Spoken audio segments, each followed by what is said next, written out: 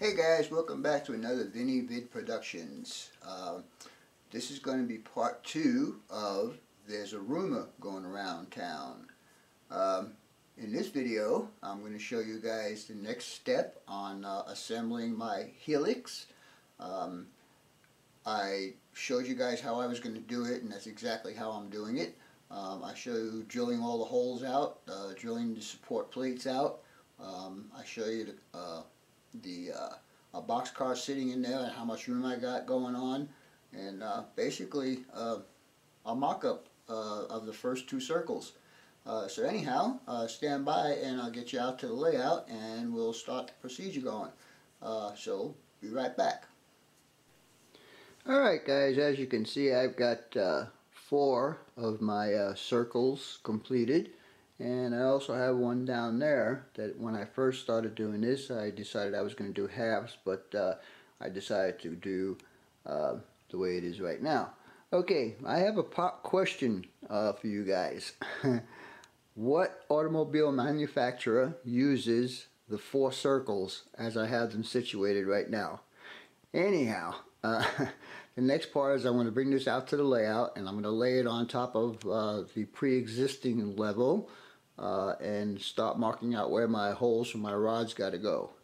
Anyhow, this will give me 5 layers here, plus the one that's on there is 6, and I need a total of 8. Unfortunately, when I get all of this mounted, I have to cease work on it until I get the funds to buy the rest of the plywood and hardware that I'm going to need. So anyhow, stay tuned and we'll get out to the layout and I'll lay these on it and I'll show you my next step in this procedure. I'll be right back.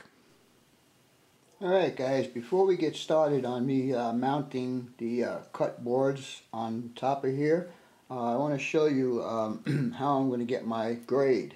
I'm using the formula that goes for every 4 feet of length, a rise of 1 inch will give you a 2% grade. So what I did was I made this little guy right here, and he is 12 inches long, and at this end right here I put a 1/4 inch block, which if you do the math, 1/4 inch and 1 foot would equal the same thing. This right here is just a line level. It works great for me, so basically I can take this and put it anywhere on the entire helix to see what my radius is.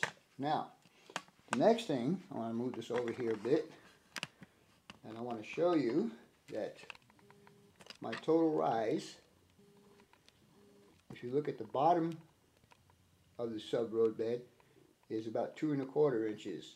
And if you look at the top, it's about 2 3/4 inches, and that's because I'm using 1/2 inch plywood. Anyhow, the total run around the entire circle is just about over 10 feet. So I'm actually a little bit less than a 2% grade here. I'll move this back and I'll show you what I mean. You can see the bubble is not exactly in the center, but I can adjust it to be directly in the center if I just raise the rest of this up a bit, which I don't think I want to do, because right now that's showing me a little bit less than a 2% grade, and that's okay. And the amount of space I have as far as rise goes, I would still be able to use in-modal stuff if I wanted to. Anyhow, just to give you that little bit of information to let you know how I'm doing this. So what we'll do now is I will take out all the rises that I have installed already. As you can see, I have some clamped under there, and a couple down there, and more. So I'm going to take all of those blocks out, and I want a flat surface when I pre-drill my holes from my threaded rod. And before I forgot to mention, oops, sorry about that. Forgot to mention, but these are 3/8 inch rod. So just let you know, because I didn't state that in my original start of this series. Anyhow, let's get going, and we'll be back here shortly. Be right back. Alright guys, we're back at the layout right now, and I had discussed how I was going to join my sections together with Chuck Baker and a couple other guys, and we came up with using metal strips and whatever, but due to my financial situation I have to use whatever is on hand.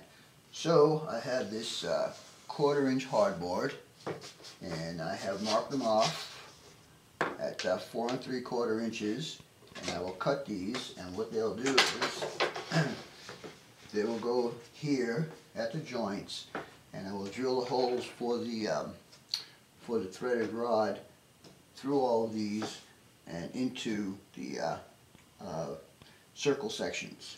Anyhow, let me get back after I cut these out, and I'll show you the next step. We'll be drilling some holes. Anyhow, stay tuned, and we'll be right back.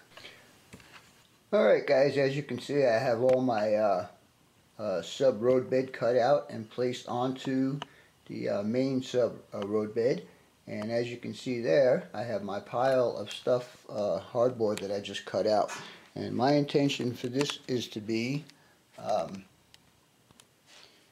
drill through these as far down as my drill bit will allow me, and as long as I have the marks here on the sub road bed, I'll be able to drill the rest through. Now the reason why I'm doing it this way is because I can get my threaded rods to secure on both ends of this, and in addition to, I will put a couple of screws and nuts here to secure everything. So as you can see, I'm using regular good old electric drill. Something that we guys probably haven't used in a long time. Anyhow, let me go ahead and drill this stuff out, and we'll come back after that. So I'll be right back.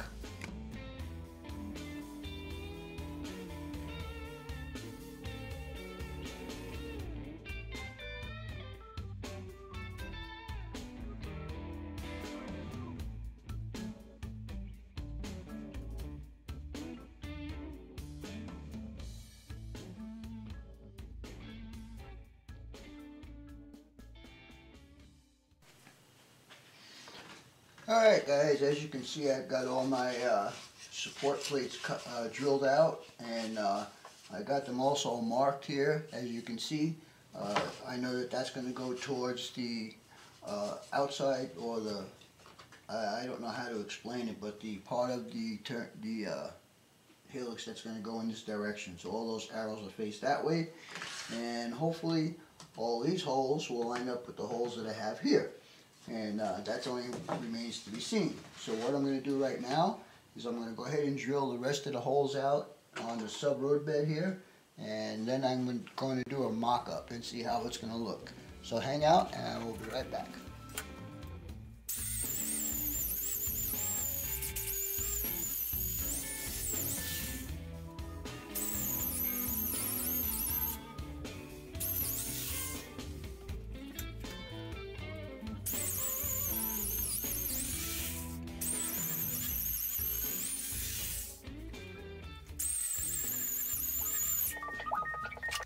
Alright guys, what you're looking at here is my little level that I have on my helix. I did put the first level up. Actually, it's the second level if you want to count the first one as the bottom one as one. And as you can see down there, I have lots of room on top of that boxcar, and from the top of the bottom layer to the bottom of the top layer is exactly 2 inches. And so far it looks like my system is working out the way I planned it. The only thing I didn't plan on was when I first decided to do a helix, I made these boards at 5 inches wide, and it would have been enough for me to do a double main line. I wasn't counting on putting these rods in. So what's going to happen now is I can't use the center line that I had drawn out earlier. What I have to do is go just to the inside of that line, and instead of having a 20-inch radius, I will have a 19.5-inch radius. These are working out very well. The only thing is what I gotta do now is I have to put some supports at the bottom so I can run these all the way down. Of course, I tell you what, putting these on here by myself was kind of a bear. Excuse me. But I will put some supports down here so I can lock these down at the bottom.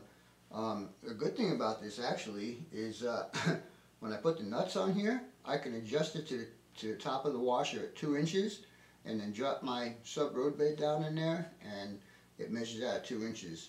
I took my level, went around the entire helix, and it's exactly the way you see it in this bubble is the way it is around the entire thing.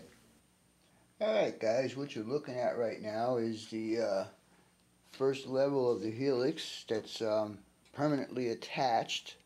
And I said I wouldn't attach anything until I did some supports at the bottom down here. And I did, and I'll show you what I did. For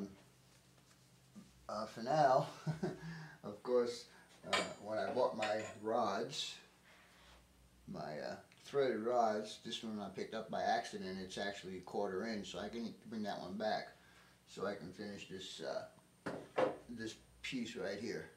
Anyhow, let me take this off the tripod and let me show you a couple of things as far as the levelness goes, and then I'll cut the camera and I'll have to get under the layout and show you what I did for the supports. So let's see if I can do this without too much shaking. Oops, sorry. Try to be gentle. Anyhow, as you can see right there, I'm perfectly at 2%, and this is the end of the first loop right here. And also, right here, as you can see, let's see if we can move this over so you can see the bubble. As you can see the bubble, I'm a little high on the outside part here. But that's okay because it actually gives me a super elevation. But if I need to, I can always adjust it right here. I could bring this side up or I could drop this side down. So in actuality, these rods are a big help. Anyhow, let me cut the camera here and I'll get under the layout and I'll show you what I did for supports. So I'll be right back. Alright guys, I'm comfortably sitting under my layout right now and I'm going to show you what I did. If you guys remember at the beginning of this video, I showed you that I had the 2 half pieces that I had cut out. I decided I didn't want to use them for the actual sub road bed, but I was able to use them for my support.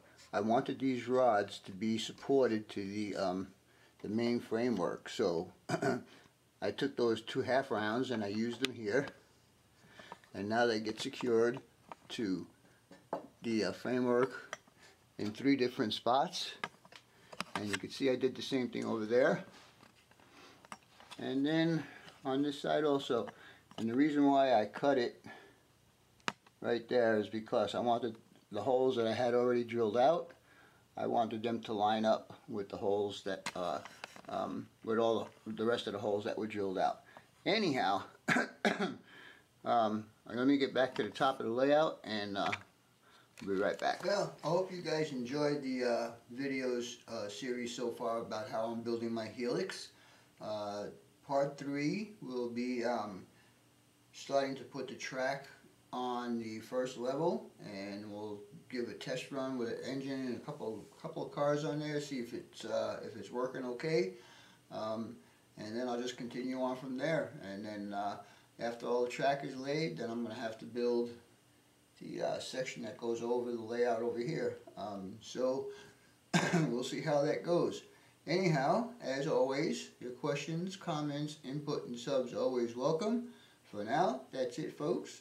BNSF 6951 out.